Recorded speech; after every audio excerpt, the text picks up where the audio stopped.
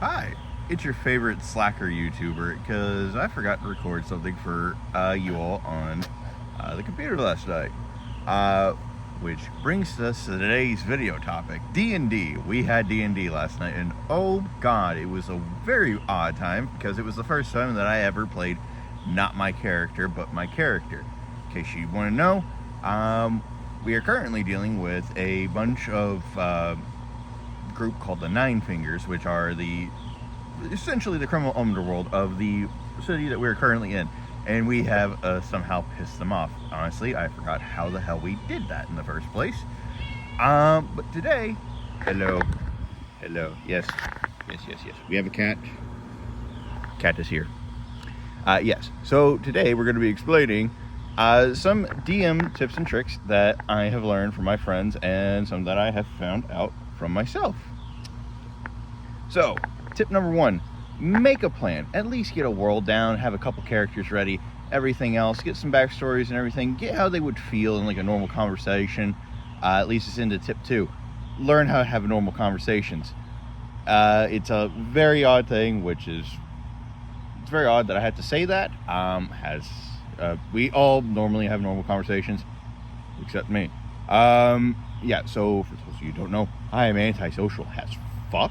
So, to get kind of just on how to have a normal conversation, honestly, the best example I can give, if you just like cannot understand how to have a normal conversation at all, eavesdrop. That was a assignment that I actually got in college.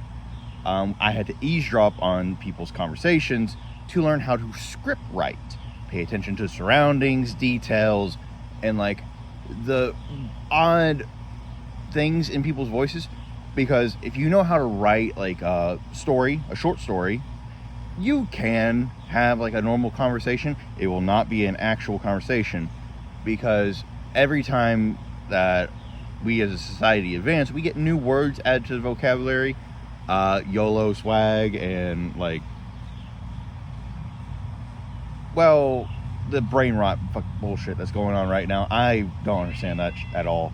But yeah, if you want to actually have like a normal conversation in D&D, you better understand how you want to have that world be presented. Do you have a little bit more of a sci-fi world that we have in our campaign currently? Then you're gonna have a little bit more of like a disrespectful young group. That's just kind of what happens, because you're young, you think you know everything, you know.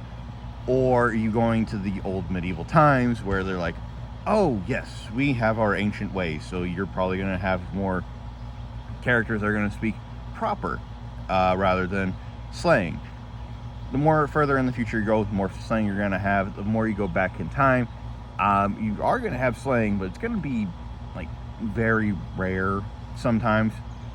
You'll never hear a noble speaking it, so if you want a noble speaking it, that's not going to happen unless they're undercover for some ungodly reason. Alright, step 3. Throw that fucking plan away, because your characters and your players are going to go off script so hard and so quick. I cannot list the amount of times that I have had my campaigns completely thrown off.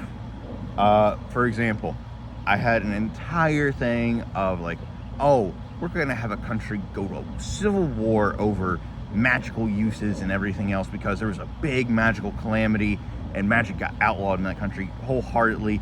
There is no study of wizardry. There is only the natural kind of druid and, well, religious. If you're a sorcerer, get the hell out of that kingdom. They're going to execute you. However, they respect strength above all. So when my players went into, I made a dungeon system, and it was made to be like a little bit of a video game, because the guy who made it, surprise surprise, got isekai from our world into there, and that's kind of a theme that I go with. I normally do isekais for my campaign, where I have people from our world who know a little bit about D&D or might not know a little bit about anything go in, and they somehow wind up kings and queens. I honestly like that a little bit. But yeah, so we have where they respected strength above all. My one good friend Curtis, who you've seen in a lot of the videos, we call him Dragon Slayer. I don't know if he's gone on like stating like what exactly why we call him that. Is because anytime we have a dragon and it's like you're supposed to run away, nah, he don't run away. He goes in and does the most bullshit thing that you can do, which is, well, multiclassing, because he is the king of multiclassing. We call him the Archmagos because he normally does mages classes. Anyhow, cuts to him fighting an adult red dragon that has been, you know, a little bit modified. I gave it a couple more spell items just in case I wanted to throw like a little bit more at Curtis. Turns out I needed to throw more at him. But yeah, keys to it: make a plan, get the characters, understand how you have a normal conversation so you don't go, well, this thing in the book, because I've done that and I hate it. And I love the way Ricky does it, where he goes, well, I'll give you it for, and he adds a little bit on top for like sales purposes and everything else, because he loves that kind of stuff. And then you have my friend Curtis, who does really amazing characters, really amazing campaigns. He gets a bit of an idea, and I'm happy that I've thrown off him once, and that's kind of like a pride. So don't get mad at your players whenever they throw your campaign into like a completely different direction. Roll with it. Take some time off. Think about how that would react with the world, like I did. It canceled an entire war and actually got the king, because they were able to see him actually beat this adult dragon with magic, and it earned the respect of that kingdom. So they had I go back to like think about, okay, so they respect strength above all and they hate mages, but they just saw a mage do like an amazing feat of strength.